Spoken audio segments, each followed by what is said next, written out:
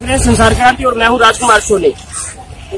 जनता देवी मंदिर के एक पार्क में जिन सक्षम युवा एकता के बैनर तले आज कुछ युवा इकट्ठे हुए हैं। शिक्षित युवा सम्मानित युवा के नाम से एक योजना चली हुई है, जहां युवाओं का कहना है कि हमें जो सहूलियत दी गई है उससे हम नाराज हैं।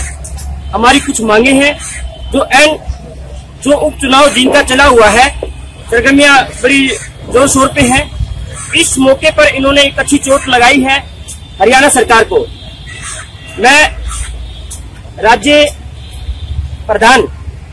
राज्य सक्षम युवा समिति की जो प्रधान है पूजा शर्मा पानीपत से, मैं उनसे जानना चाहूंगा आखिर जींद के अंदर आपने सभी जो नेता अपनी अपनी पार्टियों के भाषण रैलियां करते हैं, तो आपने भी जींद क्यों चुना और आपकी क्या क्या मांगे हैं? पूजा जी, आपका संसार क्रांति में स्वागत है।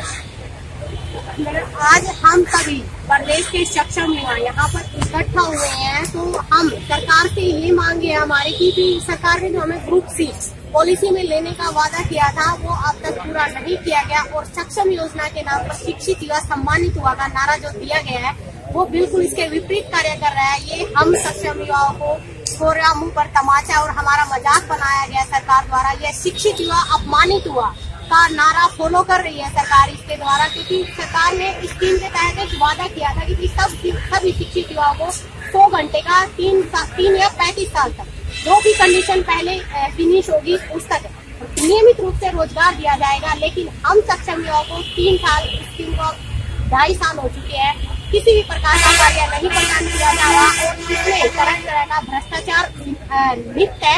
इसमें अधिकारी भी इन्वॉल्व है, क्योंकि वो सक्षम युवाओं से 2-2 हजार रूपए 3-3 हजार रूपए जहाँ पर भी सक्षम युवाओं को कार्य दिया जाता है वहाँ पर उनको अपमानित किया जाता है और उनसे रिश्वत की मांग की जाती है, जिससे हम शिक्षित युवा अपने आप को असहाय महसूस करके उसका शिकार हो रहे हैं। तो एक तरफ तो सरकार यह कह रही है कि भाई हम देश को एक भ्रष्टाचार मुक्त देश बनाना चाहते हैं, वहीं पर भ्रष्टाचार को बढ़ावा दिया जा रहा है, और हमारी मांगों को हम कंटिन्यू 2 साल से इस स्कीम की समस्याएं जो हम झेल रहे हैं, तो उसके लिए सरकार से बार बार गुजारिश कर रहे हैं, एक अपील की जा रही है हम लोगों के द्वारा अपनी मांगों को सरकार के सामने रखने के लिए। लेकिन सरकार अब तक गूंगे बहरे वाला रवैया अपनाई और एक दमनात्मक नीति अपना रही है, और ऊपर से मुख्यमंत्री समय समय पर हम युवाओं को हतोत्साहित करने के लिए बयान देते रह जाए कि भाई हमने एक स्कीम चलाई। लेकिन अगर आपने एक स्कीम चलाई तो वो कहाँ तक सफल है? तो हम शिक्षित युवाओं में ये रोष है कि भाई उन्होंने एक रोजगार के नाम पर सभी सक्षम युवाओं के साथ और शिक्षित युवाओं के साथ खिलवाड़ किया है। तो सरकार जल्द से जल्द जो हमारी मुख्य मांगे है आउटसोर्सिंग पॉलिसी पार्ट 2 के तहत सभी सक्षम युवाओं को लिया जाए, और किसी भी प्रकार की जो ये 3 या 35 वर्ष की कंडीशन सरकार ने सक्षम युवाओं पर लगाई है उसको खत्म किया जाए। और यदि सरकार हमारी मांगों को पूरा नहीं करती तो जिनमें 28 तारीख को उपचुनाव रखा गया है, अगर सरकार अब भी हम सक्षम युवाओं से यह उम्मीद रखती है कि भाई हम सरकार को सपोर्ट करेंगे, तो यह सरकार की बहुत बड़ी भूल है। तो हम बीजेपी सरकार का पूर्ण रूप से बहिष्कार करते हैं, और आज इस बहिष्कार को ही लेकर हम एक रोड प्रदर्शन भी करेंगे और सरकार को यह अपनी ताकत दिखाएंगे कि भाई एक शिक्षित युवा सरकार बना सकता है तो वह सरकार को गिरा भी सकता है। राज्य चेयरमैन मुझे ये बताइए, इस प्रकार का जो ये पीड़ा है, आप आंदोलन जो कर रहे हैं, ये कितने समय से आप कर रहे हैं और कहाँ आपने इस प्रकार की सभा को आयोजित किया है? जी, ये स्कीम 1 नवंबर 2016 को सरकार द्वारा चलाई गई थी सक्षम योजना, और इसके तहत नारा दिया गया था शिक्षित युवा सम्मानित हो। इसमें सरकार ने यह चलाया था कि भाई 100 घंटे युवाओं को जो शिक्षित युवा आंदोलन आप कितने समय से कर रहे हैं? हम पूरे 2016 से दिसंबर से हमने इसमें जो कमियां थी सरकार द्वारा इनको लेकर हम आंदोलन कंटिन्यू कर रहे हैं, और अभी लास्ट मोमेंट में हमने 22 दिन की भूख हड़ताल भी रखी थी, और पूरी प्रदेश भर में 1 दिन की 26 तारीख को भूख हड़ताल की गई थी। लेकिन सरकार तब भी एक दमनात्मक नीति है, और नियमित रोजगार की ही जो सरकार ने शर्त रखी है वो भी पूरी नहीं की गई। और इसी तरह से हम पंचकुला भी प्रदर्शन कर चुके हैं, करनाल भी प्रदर्शन कर चुके हैं, लेकिन माननीय मुख्यमंत्री जी हमारी मांगों को समस्या को दूर करने की बजाय एक दमनात्मक और बेरुखपूर्ण रवैया अपना रहे हैं। तो हम मुख्यमंत्री जी से यहाँ पर पूछना चाहते हैं, क्या शिक्षित युवाओं को बेरोजगार किया गया था या एक रोजगार प्रदान किया गया था,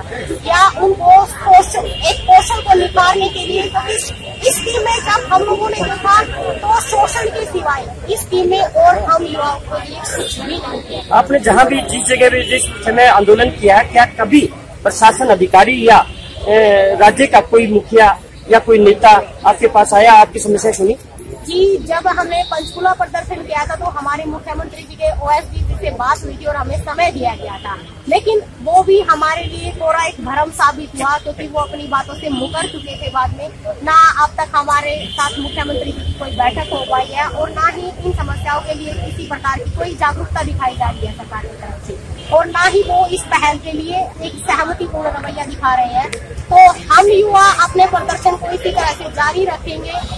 हम भी अब जितना सरकार हम लोगों को दबाने की कोशिश कर रही है, हम युवाओं में उतना रोष बढ़ता जा रहा है, क्योंकि एक देश का युवा संसाधन की एक बेरोजगारी की कगार पर बैठेगा तो देश कहाँ से विकसित करेगा। कि सरकार ये भ्रम ना फैलाए, सक्षम को तोड़ने की कोशिश की गई है।